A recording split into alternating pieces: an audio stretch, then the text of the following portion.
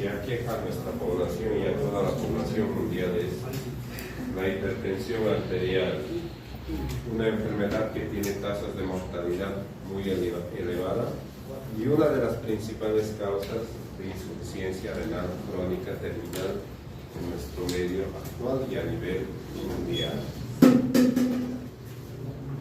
Cada 4 a 5 años la terminología y las definiciones van variando, y cada vez los valores de presión arterial en cada reunión que se realiza cada vez van bajando más y más y más, y esto debido a que a mayor presión alta, mayor riesgo de deterioro tanto de la función renal, cardiovascular, renal y también problemas neurológicos. Actualmente el término o la definición de la hipertensión arterial, según la Asociación Americana de Cardiología, se define como una presión arterial sistólica igual o mayor a 130 milímetros de mercurio o una presión arterial diastólica mayor o igual a 80 milímetros de mercurio. Esto tiene que ser dado en 3 determinaciones en un lapso aproximadamente de 7 a 30 días. Respecto a esta definición, hay que tomar en cuenta que puede haber solamente hipertensión arterial sistólica o solamente puede haber hipertensión arterial diastólica. Con que cumpla uno de los parámetros, ya se define como hipertensión. Claro ejemplo, tenemos aquellos pacientes que están en terapia dialítica que tienen cifras tensionales de 180 a 70, que tienen hipertensión arterial sistólica. Otros individuos tienen presiones arteriales de 125-90. Esos individuos tendrán hipertensión arterial diastólica. Entonces la hipertensión arterial puede ser tanto sistólica, diastólica o comprometer ambos componentes. Según la Asociación Americana de Cardiología, ellos lo dividen en grados la hipertensión. Miren, la normal se encuentra acá, menor a 130, 80. Ya cuando suben esas presiones, ya se denomina hipertensión arterial nivel 1, en la cual ya la presión arterial sistólica oscila de 130 a 139 y la diastólica de 80 a 89 milímetros de mercurio. Existen algunos términos, ¿no? Por ejemplo acá, la crisis hipertensiva, en la cual se refiere que la presión arterial sistólica está más de 180 milímetros de mercurio y la presión arterial diastólica mayor o igual a 120 milímetros de mercurio. Un término que se utiliza con mucha frecuencia es la emergencia hipertensiva. La emergencia hipertensiva se define como aumento brusco de la presión arterial, pero con afección a órgano blanco. ¿Y cuáles son esos órganos blancos? Será pues el sistema nervioso central, que se manifestará con convulsiones, ácido isquémico, ácido hemostático. Puede tener complicaciones renales o afección al riñón como proteinuria, falla renal aguda o insuficiencia renal. También podrá afectar al ojo, en el cual se va a observar principalmente la retinopatía hipertensiva y a nivel cardíaco datos de falla secundaria a la hipertensión. Otro término muy común es la urgencia hipertensiva. La urgencia hipertensiva se define, ocurre en aquellos individuos que ya tienen el diagnóstico de hipertensión, pero esos individuos sufren un incremento de la presión arterial de manera brusca, pero no existe daño o lesión a órgano blanco. Entonces la diferencia será la afección a órgano blanco en emergencia hipertensiva y en la urgencia hipertensiva que no existe afección. Otro término muy común es la hipertensión de bata blanca. Esta hipertensión ocurre cuando un individuo acude por primera vez al médico y se asusta. Y gracias a ese susto, la presión arterial se sube. Y en una siguiente consulta, pues la presión arterial se encuentra normal. Antes se pensaba que las enfermedades cardiovasculares secundarias a la hipertensión se pensaba que solamente ocurrían en los adultos, antiguamente. Pero se sabe actualmente que el problema cardiovascular ya empieza a ser etapa neonatal o la niñez. Y eso va a ir progresando continuamente. Por eso se sabe que el precursor de la enfermedad cardiovascular inicia en la edad pediátrica y la hipertensión actualmente no solo es un problema de adultos. Y esto es un gran problema, ¿no?, para toda la población. ¿Por qué?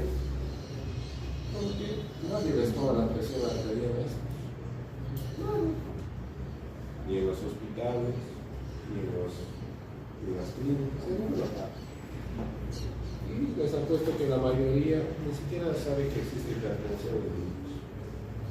Pero lastimosamente sí existe. Y la incidencia es bien. Entonces estamos con un problema muy grande actualmente. Aparte de que no sabemos que los niños pueden presentar hipertensión, no sabemos tomarlas. Tanto en niños y adultos. Así que no se sientan mal, así que tienen que practicar más. Miren, a nivel mundial, la cuarta parte de la población tiene hipertensión. Les apuesto que en su familia debe haber alguien, ya sea su tío, su primo, con hipertensión. Miren, a medida que crecemos,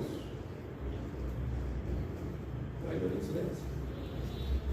Cuando tengamos 60 años o más, la mitad de nosotros de acá va a ser hipertensos, si es que ya no lo somos. Si no más las cosas. Bien, si tenemos descendencia afroamericana, peor todavía. Tenemos 3.5 veces más de desarrollar hipertensión. Y estos son los que se complican más. Entonces esos factores de riesgo, por ejemplo la edad, no se va a modificar, la descendencia tampoco. En otros países hacen mucha investigación, encuesta y todo, ¿no? Pero en el nuestro no. Por ejemplo, en Estados Unidos, el Programa Nacional de Educación sobre la Presión Arterial Alta refiere que en Estados Unidos hay 43.3 millones de hipertensos altos. Pero dependiendo de la edad varía, ¿no?, de 18 a 32, como acabamos de ver. A mayor edad, incidencia. Así no va. Y miren, a pesar de 2 años, la hipertensión en vez de bajar, está subiendo continuamente. Al inicio era 53, ahora ya estamos en 89%. O sea, la incidencia va subiendo de esta enfermedad de la muerte. Y esta incidencia sube pues debido a que la hipertensión inicialmente no genera síntomas, no pasa mal, solo una leve cefalea, se pasa. Lastimosamente los hombres son los que se enferman más de la presión comparado con las mujeres, con una relación de 1.5 a 1. No. Pero mire, dependiendo de la raza, también se ve que los de raza negra, los hombres, tienen mayor incidencia. Y la prevalencia de la hipertensión, dependiendo de la edad, varía. A mayor edad, mayor incidencia.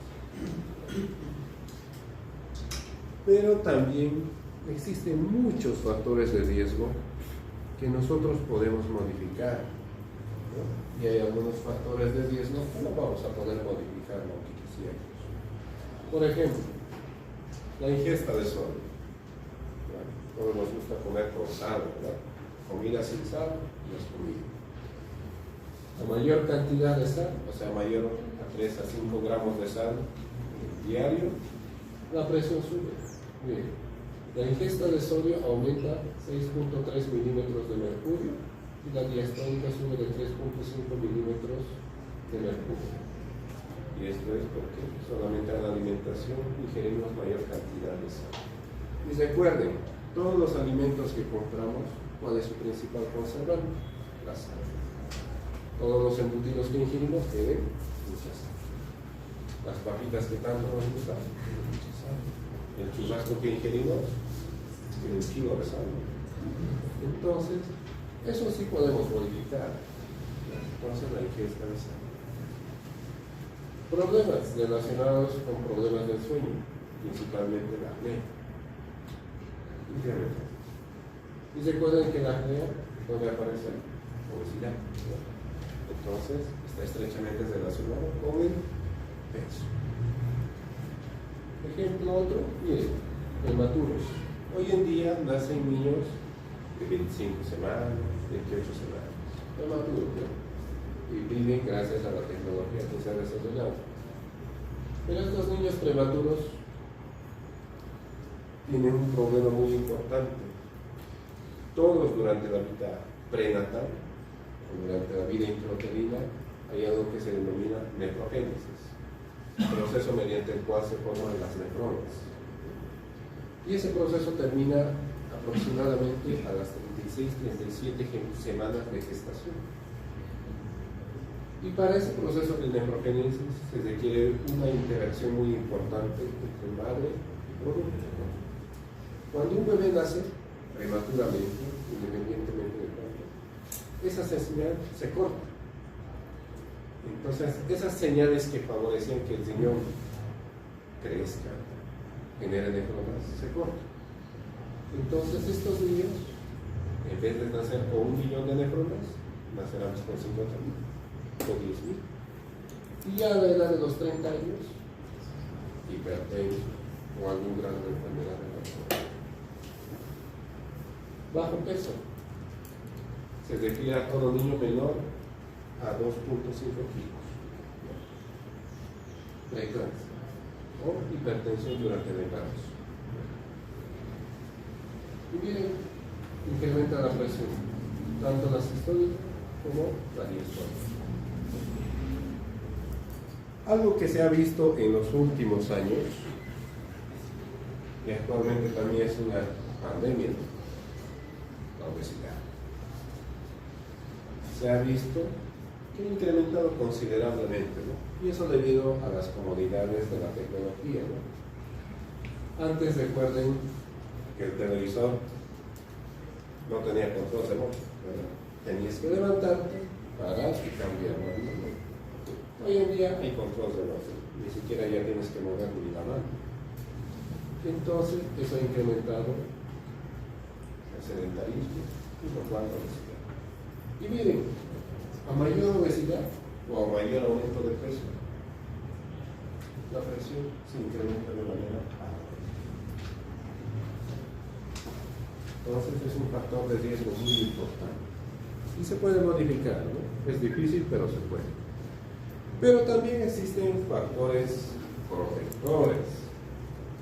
Pero estos factores protectores se han ido perdiendo. ¿Por qué? Porque recuerden que hoy en día la mujer también trabaja, ¿no? Tiene que trabajar para mantenerse. Y gracias a eso, pues, algo que se era muy común antiguamente, la lactancia materna, casi obligada hasta los 2 años, hoy en día la lactancia materna pues dura 4, a lo mucho 6 meses, ¿no?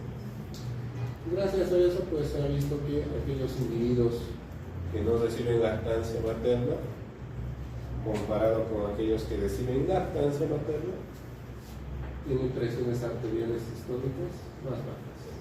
O sea, la lactancia materna es un efecto protector para la presión arterial para un futuro. Y si reciben menos a 6 meses, también favorece la hipertensión.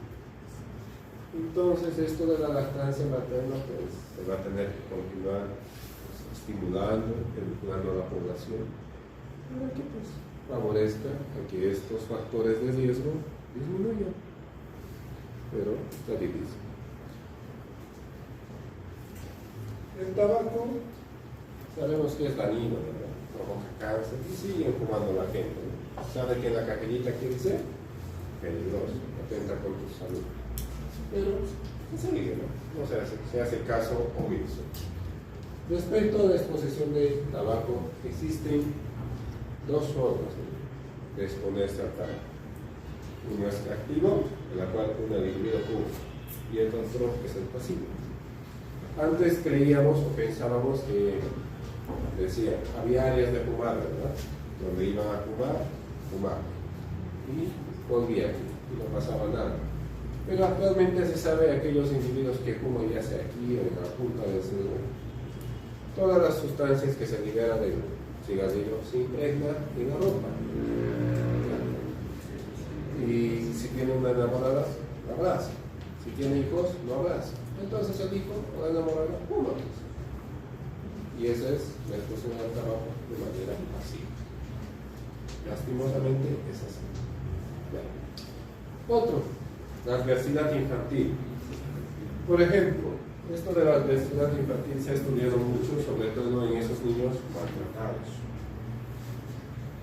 Y es muy común que aquellos individuos que durante la infancia hayan tenido exposiciones a eventos muy adversos, tienen eventos o cifras de presiones arteriales mucho más altas comparados a aquellos que han vivido en un ambiente más tranquilo.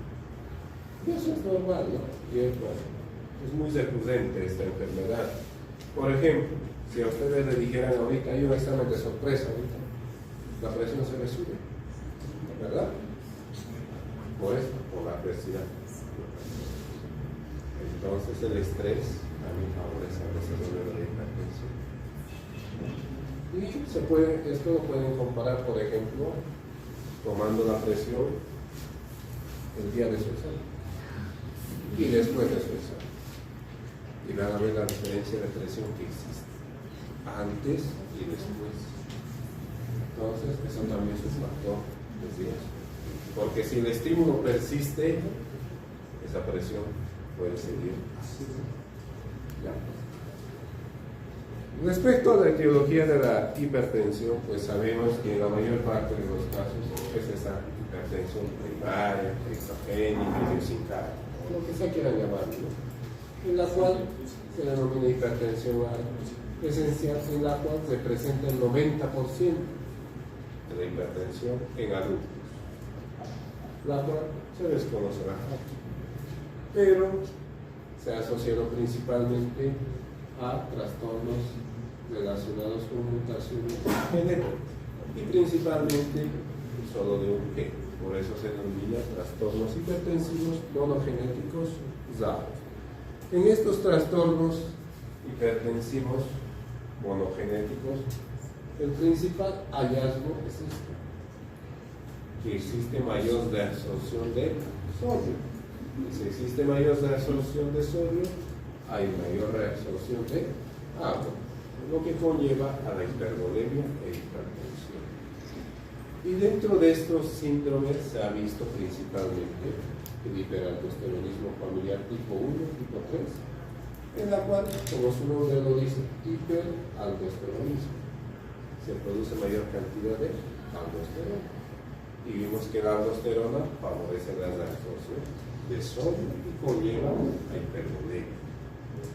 También tenemos el síndrome de Gordon, el síndrome de Levy. También existe este síndrome de exceso de aparente liberación cortis, la hiperplasia suprarrenal congénita y el síndrome de hipertensión intraquilativa. Todos esos síndromes son poco comunes y los genes que se han observado, que se pueden observar alterados, son todos estos. En nuestro medio, pues no podemos determinar nada de esto, porque no tenemos todavía las herramientas necesarias. Otro componente muy importante de la hipertensión es la etiología secundaria, que corresponde aproximadamente a ese 10% de estado, en la cual sí se puede determinar el origen, y este origen pueden ser problemas renales, como una enfermedad renal crónica, una hipertensión que afecte a los vasos sanguíneos, que se denomina hipertensión renovascular, problemas endocrinológicos como hiperaldosteronismo primario. También los medicamentos, por ejemplo, pueden generar hipertensión. ¿Cuáles? Los antigripales. que contiene paracetamol, pseudoefedrina. La pseudoefedrina favorece el desarrollo de la presión alta. También tenemos los problemas relacionados con el sueño, y entre las causas menos frecuentes, pero que también pueden estar, tenemos primeramente el feocromocitoma. En el feocromocitoma es un tumor de la médula suprarrenal, en la cual se producen grandes cantidades de catecolaminas, como adrenalina y noradrenalina. Y es una enfermedad que afecta con mucha frecuencia, principalmente a los adolescentes. También tenemos el síndrome de Cushing, problemas de la glándula tiroides, ya sean hiper o hipotiroidismo, problemas relacionados con la hormona de crecimiento, como es el caso de la acromegalia, problemas relacionados con la paratormona, como el hiperparatiroidismo. Y también tenemos acá, en pequeña proporción, malformaciones cardíacas, como la coartación aórtica. Esto dependiendo a qué grupo nos enfrentemos varía. Por ejemplo, la coartación aórtica van a ver principalmente en los niños. La hipertensión de etiología renovascular, ¿dónde vamos a ver? En los adultos, por la aterosclerosis que lleva. Problemas de la tiroides, vamos a ver, o problemas endocrinológicos, vamos a ver principalmente más en mujeres. Y así sucesivamente podemos citar cada uno de ellos que varía dependiendo. La presión arterial dentro del organismo depende de dos factores muy importantes, que son el gasto cardíaco y la resistencia vascular sistémica.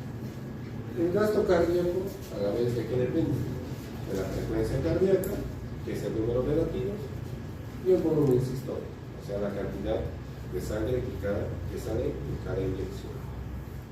Y la resistencia vascular dependerá principalmente de las arteriolas, cómo están funcionando esas arteriolas y cómo estarán estructuradas. Entonces, dentro de la patogenia de la hipertensión, puede ser afectado esto, o esto, o esto, o esto, o todos. Por ejemplo, cuando existe este estrés persistente de manera continua, ¿qué creen que altera el éxito? El estrés, la preocupación, el examen, la taquicardia, ¿no? Entonces aumenta la frecuencia cardíaca y de esta manera sube la presión arterial. Por ejemplo, aquellos individuos que tienen obesidad, dislipidemia, diabéticos, ¿qué parte de esta estructura creen que altera?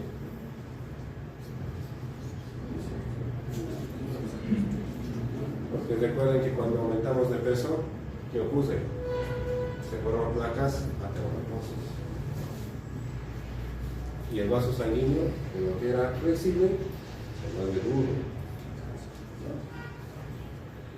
Entonces, dentro de la patogenia, pues, es muy complicada. Entonces, no hay una fisiopatogenia única para la hipertensión. Son muchas vías que confluyen. Algunos podrán afectar uno, otros afectarán dos, y otros afectan todas las vías. En ese cuadrito, pues, podemos ver un pequeño resumen solamente de eso. Por ejemplo, la ingesta de grandes cantidades de sal en nuestra dieta diaria, que favorece que se retenga más sodio. Junto con el sodio se retiene agua, se sobrecarga, y esto aumenta la precarga. Y la precarga, pues, aumenta el gasto cardíaco. Y eso es solo la ingesta. Por ejemplo, número de nefronas disminuidos, por ejemplo, esos prematuros, esos individuos que han tenido infecciones urinarias recurrentes y frecuentes, o aquellos individuos que se les ha hecho una nefrectomía, disminuye la cantidad de nefronas, ¿no? Entonces, esa cantidad de nefronas ya no va a filtrar lo mismo que los riñones sanos, ¿verdad? Entonces, tiene agua. Esa retención conlleva a la sobrecarga de agua y el aumento del gasto que tiene. El estrés, la preocupación, ya sea estrés por deudas o por cualquier otro, aumenta la actividad simpática. La actividad simpática que aumenta, la frecuencia cardíaca y la resistencia vascular. Y cuando aumenta la actividad simpática, aumenta la contractilidad. Y de esta manera aumenta la estabilidad. Mutaciones genéticas pueden estar en varios niveles, no solamente en un nivel. Pero las mutaciones que más se han observado son debido a las mutaciones del sistema renina-angiotensina-aldosterona, en la cual el principal afección había sido la sobreestimulación o sobreactividad. Y eso lleva a un incremento de la resistencia vascular. Bien, la obesidad altera la membrana de las células, aumenta la resistencia vascular sistémica. Y de esa manera en la hipertensión.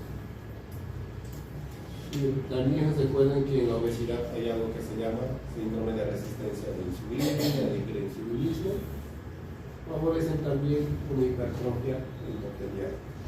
Entonces, la patogenia es muy variada.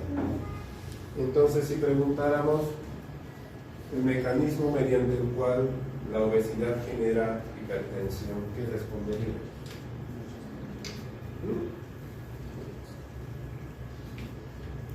Seguiríamos esta vía y llegaríamos a esta vía. Incrementa la resistencia vascular sistémica.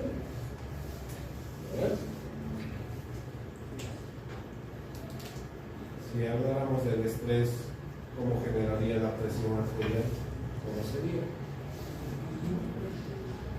Aumento del gasto cardíaco. Entonces, para cada enfermedad o cada causa de hipertensión, la etiología es muy variada.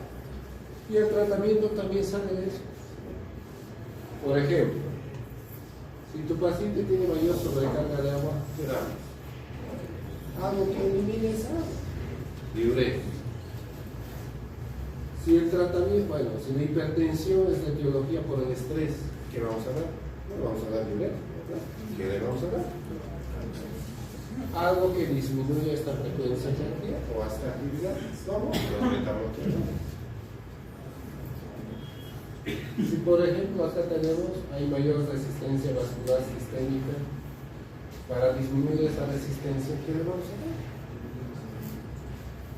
Algo que vasodilate y disminuya la resistencia vascular. Entonces, para el tratamiento de la hipertensión, pues no hay una receta. No puede ser que ya, él es hipertenso, dale eso. Él es hipertenso, dale lo mismo. No puede haber eso. Entonces va a depender el tratamiento de la etiología. Con lo cual no hay una receta mágica que diga, esto es lo que tienes que dar. La sintomatología de esta es muy variada. Pero para diagnosticar hipertensión, ¿qué hay que saber hacer? Pues tomar la presión arterial. Si no tomamos la presión, nunca vamos a diagnosticar. ¿Cuáles son los requisitos para tomar la presión arterial? El paciente tiene que estar sentado, cómodo, con los pies cómodos. No tiene que haber fumado, no tiene que haber hecho ejercicio media hora antes de que se le tome la presión. El brazalete tiene que ser adecuado al paciente, porque recuerden que tenemos individuos de 70 kilos a 200 kilos, ¿verdad? Y el brazo de los individuos varía. Entonces tiene que ser el brazalete adecuado. El brazalete tiene que estar a nivel de la altura del corazón. Tiene que estar así, ¿no? Tiene que estar.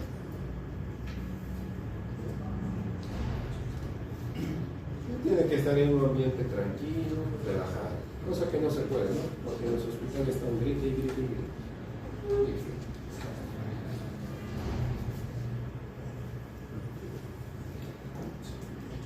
Clínicamente, los pacientes hipertensos pueden tener una infinidad de síntomas. Por eso se le conoce a la hipertensión como la enfermedad simuladora. Simula muchas enfermedades. Pueden haber individuos que no sienten nada y por azar le tomaron la presión y está. Bueno, algunos individuos, sobre todo los niños, solo están llorando. Otros no quieren comer.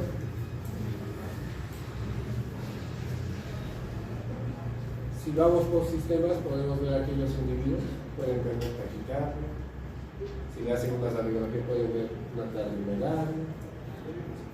Y en casos graves, donde todo el mundo llega a los diagnósticos, pues puede haber una insuficiencia cardíaca, cualquiera. A nivel neurológico pueden estar irritables, enojones, algunos pueden convulsionar, algunos pueden tener esas parálisis faciales que han visto, pueden tener problemas en el fondo de ojos y en algún momento les revisamos la retina con oftalmoscopio.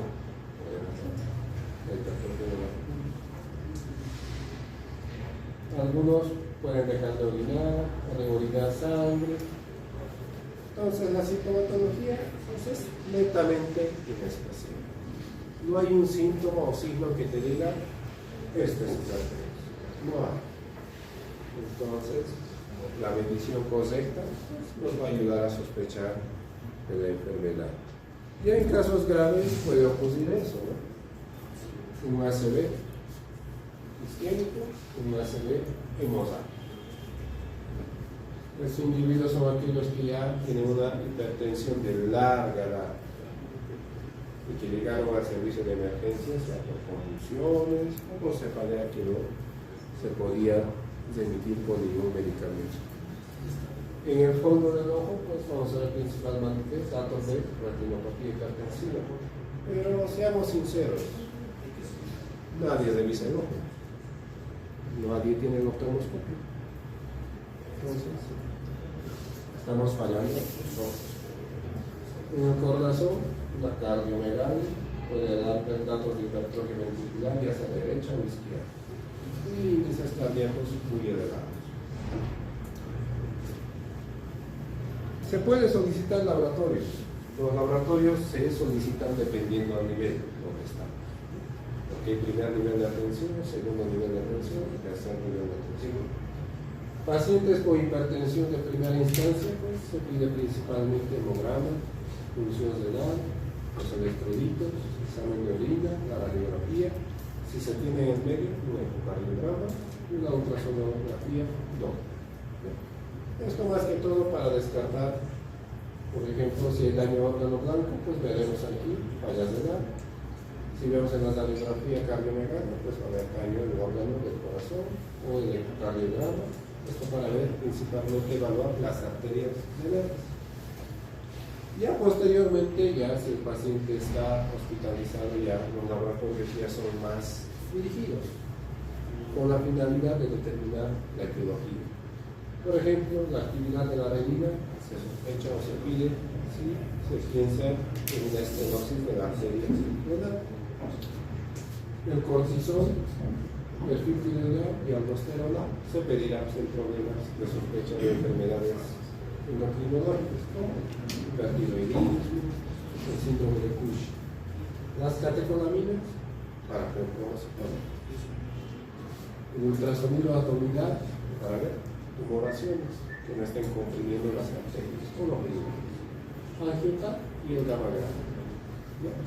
Entonces los laboratorios que podemos solicitar pues van de acorde de donde nos encontramos. Con respecto al tratamiento, tenemos algunas recomendaciones. Si fumas, deja de fumar, baja de peso, haz ejercicio y come. Eso podemos hacer. Bueno, algunos no van a poder por la limitación económica, pero otros sí. Y eso se puede aplicar a todos. Si tienes colesterol alto, bájalo. Mantén los niveles de azúcar dentro de lo normal. Y lo ideal, mantener cifras tensionales iguales o menores a 120-80 milímetros de mercurio. Esas son las recomendaciones para toda la población en general, tanto hipertensos como no hipertensos. ¿Por qué esas recomendaciones? Porque si tú mantienes un índice de masa corporal adecuado, la presión arterial baja de 5 a 20 milímetros de mercurio. Si comes bien, baja la presión. Si disminuyes tu sal, baja la presión. Si haces ejercicio, baja la presión. Y miren, si disminuyes el consumo de alcohol, también baja. Entonces, todas estas medidas que se ven aquí ya están corroboradas científicamente y sí sirven. Entonces, el primer paso, si viene un paciente hipertenso y aumento de peso, es eso, ¿no? Antes de empezar a dar el medicamento, pues primero hay que ver que baje el peso y que modifique su alimentación y su actividad. Ya sin eso no funciona, entonces lo que sigue es eso. El medicamento. El tratamiento de medicamentos, que como acabamos de ver, es muy variable, ¿no? Y requerirán un medicamento, 2 medicamentos, 3, 4 o 5. Y el costo de estos medicamentos, se han preguntado, es nada barato, ¿no? Entonces podemos utilizar cualquier y combinarlas, pero dependiendo cuál es el problema de origen de la hipertensión. Pero como cualquier enfermedad, se complica. Y estas complicaciones pueden ser a nivel renal, a nivel del corazón, a nivel del sistema nervioso y otros. En esta clase nos interesa. La manifestación de la hipertensión a nivel renal es esta: proteínas. Si no se detecta en esta etapa, pues lo vamos a encontrar en esta etapa, doble esclerosa. Y ya, para que entre en terapia diagnóstica. Y las otras complicaciones, pues, también hay que ver. Entonces, la complicación más importante a nivel renal es la presencia de nefroesclerosis o nefroangiosclerosis. Como su nombre lo dice, es el endurecimiento de los vasos sanguíneos a nivel renal.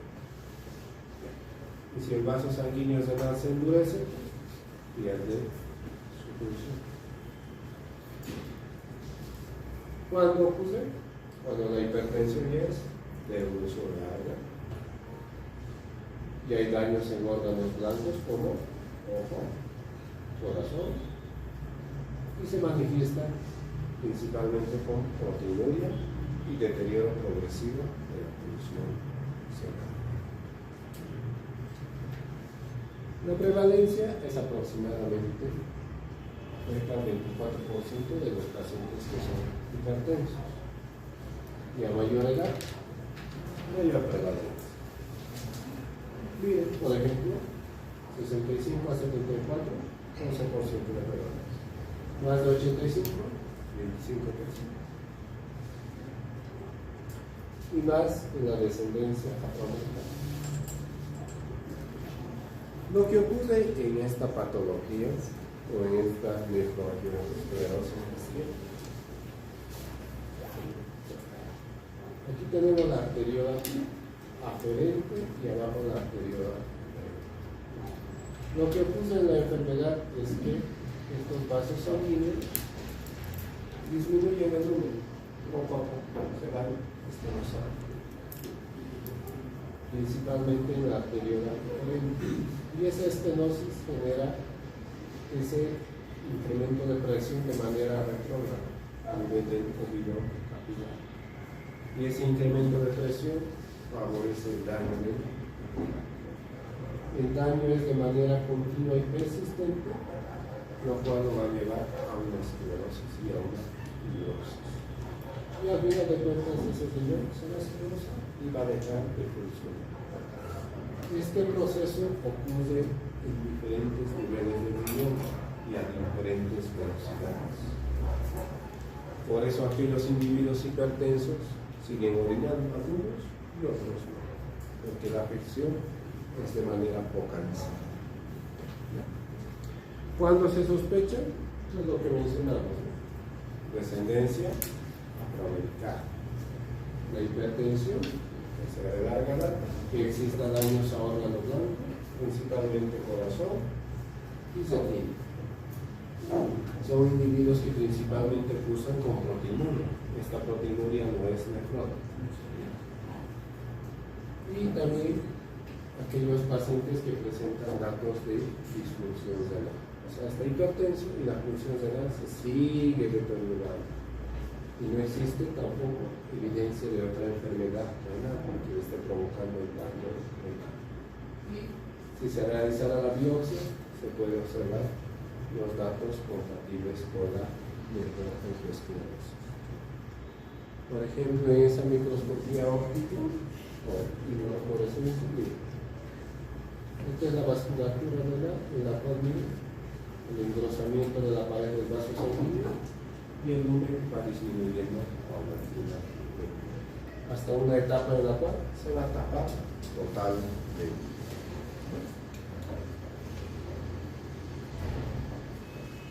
Ya totalmente esclerosado. Y pues nuestra meta en este manejo es mantener la presión arterial igual o menor a 130-80 milímetros de mercurio. Y lo mismo, las medidas del estilo de vida y el tratamiento farmacológico. Algo muy interesante es que a medida que la hipertensión progresa, también la enfermedad renal progresa de manera y el deterioro renal va de la mano. Y dentro de las metas en el manejo, pues va a depender mucho. Por ejemplo, acá tenemos paciente hipertenso con diabetes. La presión arterial, nuestra meta es que sea menor a 120. Pacientes que recibieron trasplante renal, nuestra meta será presiones arteriales menores a 130. Y miren, paciente hipertenso, diabético, los medicamentos de primera instancia que se recomiendan son los IECAS, los bloqueadores de los receptores.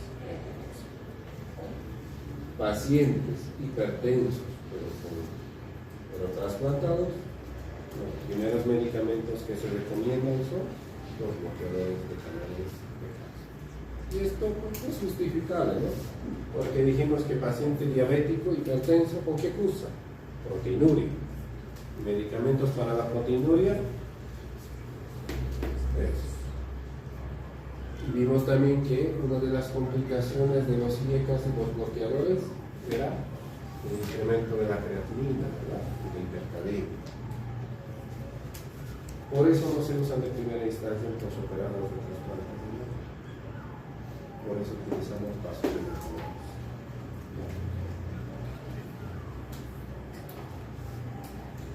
¿Preguntas o dudas, niños, amigos?